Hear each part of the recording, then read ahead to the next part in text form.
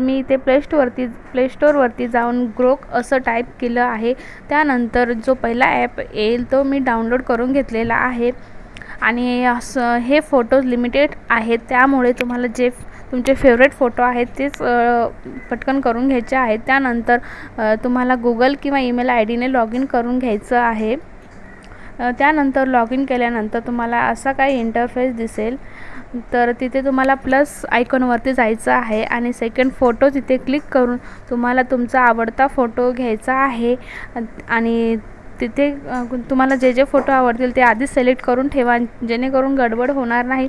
त्यामुळे माझा favourite photo मी घेतलेला आहे आणि तिथे लिहायचं आहे की घिबली इफेक्ट्स असं टाईप करायचं आहे तुम्हाला.